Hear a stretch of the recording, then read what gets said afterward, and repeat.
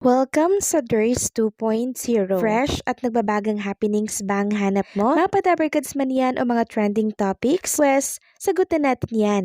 Kaya naman isubscribe nyo na ang ating channel para sa mga nagbabagang balita everyday. So ayun, welcome back again sa ating YouTube channel mga Kadabarkads, and for today's video ang pag-uusapan natin ay tungkol sa mga importanteng kaganapan sa Dabarkads and syempre sa Itbulaga. So kanina, recorded pa rin po ang Itbulaga. Bukas pa po ang live nito, and ito pa rin po yung nirecord nila noong nakaraang linggo. So makikita nga dito wala pa rin po si Bossing Vic Sotto at si Alan Kay pa din ang nasa therapy kanina. And speaking of therapy, nanalo nga po itong nabunot ng 24,000 pesos. Isa po siyang estudyante and graduating sa college. Kaya naman malaking tulong po itong kanyang napanalunan sa Itbulaga.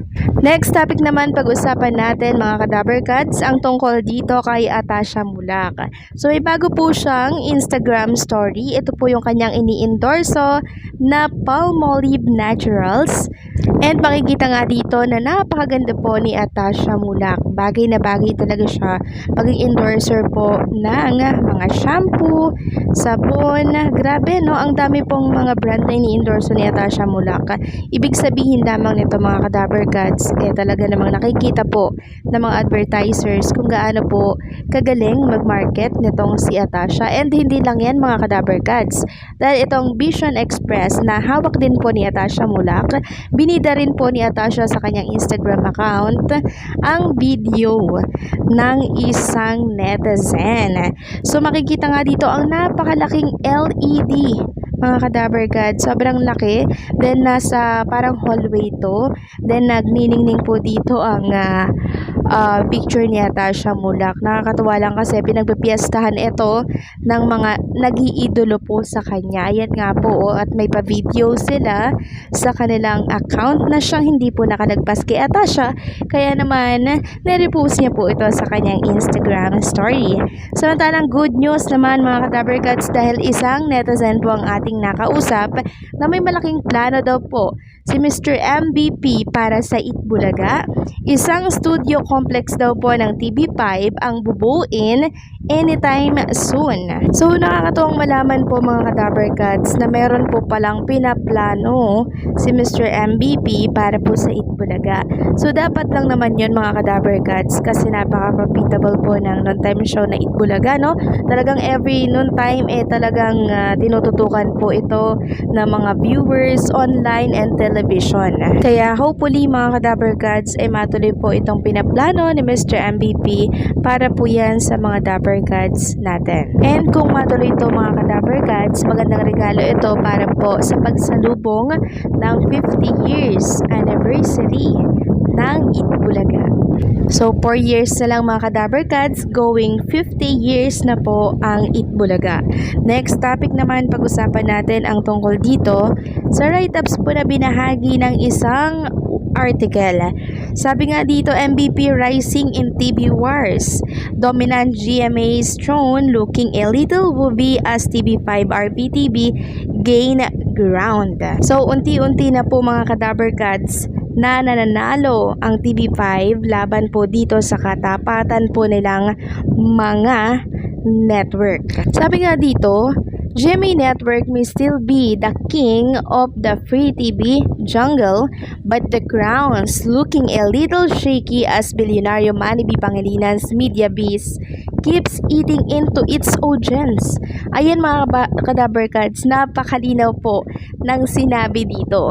GMA Network may still be the king, pero unti-unti na po silang nilalamon ng TV5. Yung mga audience nila mga Kadabarkads, nilalamon na po ng TV5 simula po nang umalis ang Itbulaga sa kanilang network. Sabi pa dito, according to its latest annual report, GMA led by Billionaire Gilberto Duabit Jr. so its national audience share dropped to 42.8% in 2024. a 5.3% dip from its 2023 high of 45.2%. So bumaba po sila ng 5.3% from 45.2 naging 42.8% na lang noong 2024. Sabi pa dito, Nielsen data also show its once mighty household rating slipping to 8.6%, a modest but telling 10% decline.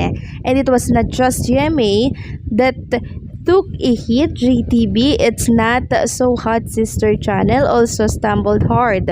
Audience shares slid by 7.5% to 9.7%, while household rating fell by 14% to 1.9%. Meanwhile, MVP's TV5 is on the upswing, boosted by a stronger signal and juice up ABS-CBN content. The kapatid network saw its audience share shoot up by 15% to 15.5%. Household rating also rose 11% to 3.1%. Ironically, Jimmy also doubled down on its ABS-CBN partnership in 2024. Airing more kapamilya content, but the gamble didn't pay off. Unlike TV5, GMA didn't see any meaningful ratings slip from the move. But the real plot twist in 2024 is RPTV. The TV5 9 media baby rose from the ash of CNN Philippines in early 2024 and is now flexing a 3.4 audience share. Not bad for a newbie. Its MVPs, PBA Games, and Itbulaga. Even A2C, another ABS-CBN content body couldn't keep up. Its audience share dropped 16% to 5.9%, leaving it in fourth place and clearly feeling the heat. Even A2Z, another ABS-CBN content partner couldn't keep up. The network saw its audience share drop 16% to 5.9%. So, ang magandang balita dito mga Kadaver Cats, unti-unti na pong kinakain ng TV5 yung mga audience ng inalisang network ng Itbulaga, which is itong Kapuso. So, malaki po kasi talaga ang naging epekto ng pag-alis ng TVJ dito po sa Kapuso Network. Talagang nagsunuran po mga Kadaver Cats yung mga supporters ng TVJ, ng Itbulaga, no? Talagang iniwanan din po nila ang GMA Network nung time na umalis po talaga ang Dabber Gods natin doon. So sayang, 'di ba? Sinayang po nila ang TVJ at ang programang Itbulaga. Sana na magitan na lang sila, 'di ba? Para nang sa ganon hindi po nawala sa kanila yung programang Itbulaga. Sayang, no? Nasa huli po talaga ang pagsisisi mga Kadaver Gods. Kaya naman eto si Mr. MVP, siya po ang nakikinabang ng lakas ng noontime show na Itbulaga and syempre ng TVJ at ng mga Dabber Cats. So anong masasabi niyo dito? Please comment down below.